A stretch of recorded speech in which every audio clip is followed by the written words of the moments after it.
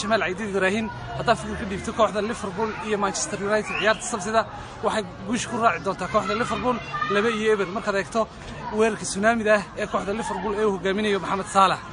Bismillahirrahmanirrahim. Waan gaadiga Messi Maxamed waxaan saadaayay kulanka Liverpool iyo Manchester labada kooxood xafladan ka dhaxeeya waxaan qabanay kooxda Liverpool inay ku badan doonto 2 gool iyo labada kooxood kaalinta labaad iyo kaalinta saddexaad ku jira qabanay Liverpool kala bixi doonto ciyaartaas كمان صلبيه كو بسم الله الرحمن الرحيم magacayga Khadar Cabdiraxmaan Rowle oo kamid ah taageerayaasha Man United waxaan rajeynayaa ciyaartan United badi doonto 3-1 waxaan rajeynayaa kaalinta labaad si xishisan doono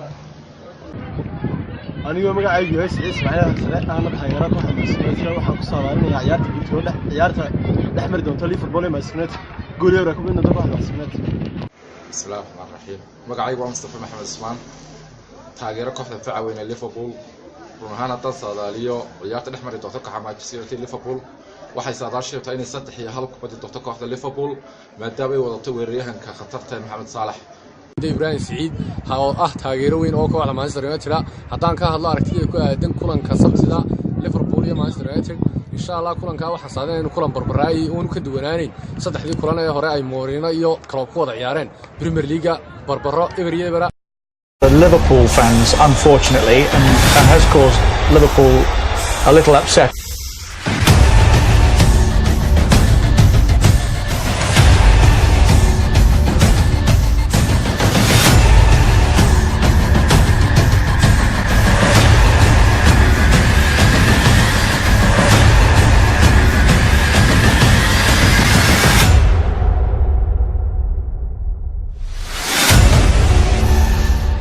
Maria, nice ball that. Mata! Sensational goal! Sensational! Juan Mata's got two. Young, Martial is isolated. Skirtle here. Oh, yes!